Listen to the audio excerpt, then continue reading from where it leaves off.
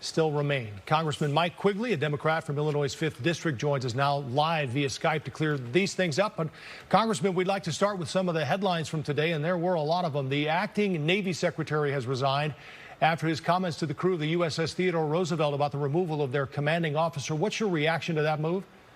You know, I thought it was despicable. Here we have the Mr. Crozier defending his crew, as he should, and he was not only gotten rid of, but they also disparaged him.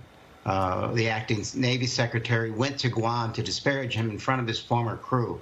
It finally took Secretary Esper to go there and make him apologize and ask for his dismissal, which was entirely appropriate.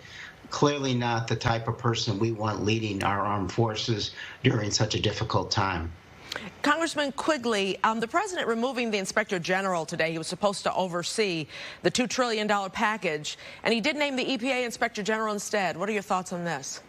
The president doesn't like inspector generals. He just fired the intelligence community's inspector general. That is unfortunate, clearly for retaliatory purposes. In Chicago and Illinois, we know all too well why an independent inspector general matters to root out waste and corruption. Clearly the case here. The president using this as his own vehicle. Look, this is a $2 trillion package. We need as much oversight as possible, not assuming that corruption will take place, but understanding that we want that money spent as efficiently as possible.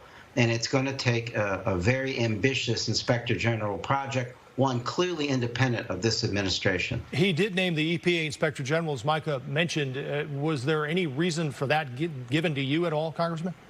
Not at all. We expect some sometime in the near future, but clearly this is a president who wants people loyal to him. He doesn't want the Inspector General program to work as it should. And again, let's reinforce how important that is.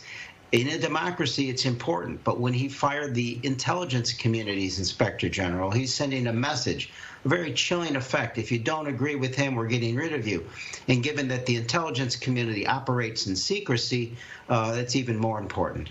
What are your thoughts that the president knew about an impending pandemic back in January? You know, it's pretty obvious. We've been made aware when the president, through public reports, was informed about the pandemic and what was taking place in China. But we don't have to rely upon those reportings. We know what we heard from the World Health Organization. We know what we were briefed about in Congress. And we know the limited amount that we heard from China. And while China was not a good actor at that point in time, the president knew well enough what the dangers were. And obviously the fact that he was telling people it's going to go away miraculously. You don't have to worry about this. It's a common cold. It's a hoax. It did a lot of damage at a very critical time. Did you hear the president's comments just a few minutes ago about putting a hold on WHO money?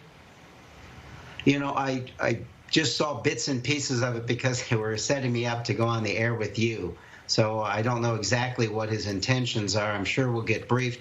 I think the real important message here is the lesson learned here is that we need information, we need coordination at the state, local, federal level, but we also have to work with our allies in the World Health Organization to make sure this information is shared. This is all about surveillance and testing. So much of the damage that's been done and the horrors that we're seeing in our hospitals right now is taking place because we didn't have a good testing system. We didn't have surveillance. We were flying blind for a long period of time. And frankly, we haven't caught up yet. The president also mentioning today in his update that he's going to ask Congress for an additional $250 billion for paycheck protection. And also, while we're on it, when can we expect the stimulus checks to arrive to folks? Well, let me start with the first part. The bill we passed just a few weeks ago allows for $376 billion for all those small businesses that you see shuttered throughout the Chicagoland area and across the country. The president recognizes, I think we all do, that's not nearly enough. The fact is that this system's going to get overloaded. It already has begun as the banks start to process these loans. Many of them are there just to make sure that their employees continue to get paychecks and these businesses stay open. Most of them probably couldn't last for more than a month or two. They don't have that kind of capital. So we want to protect those as well. When will we start to see those checks? If you have a direct payment system into your bank account with the IRS, as early as this week or next week. The IRS is going to be setting up a portal so that you can give them that information if you don't have it set up already. If you don't have that set up, check by mail is probably going to take a little bit longer.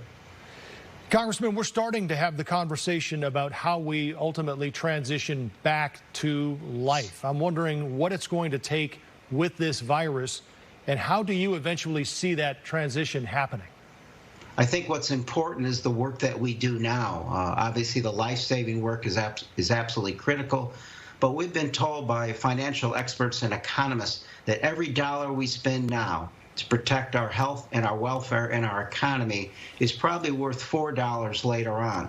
So we must sow the work to get this transition when we get past this successfully. I think we also have to remember this is a public health crisis first and foremost. This wasn't a stimulus bill. This was a survival bill, and it has to take care of the virus first. There's $150 billion in there for local governments. There's $150 billion of critical care for our health care systems and our hospitals to get this work done. So we can't even get to the point of seeing past this unfortunate abyss to talk about recovery until we get the virus under control. That should be our first efforts. But it's going to take a coordinated effort afterwards to move the economy forward and get our health and welfare on a steady state. And in an effort to get these materials, the PPE, the ventilators, the respirators, and things like that, a lot of people are still complaining they're not getting enough. This is as clear a message as we have ever had that we need a national public health care system with teeth in it, with the authority, with a plan in place and the resources necessary so the stockpiles are there and the information is shared on a national, international basis and works and coordinates at the local level. We shouldn't see states competing with the public and private sectors to try to get this life-saving equipment into people's hands as soon as possible. So we're still fighting from behind, unfortunately, because we weren't prepared at the beginning.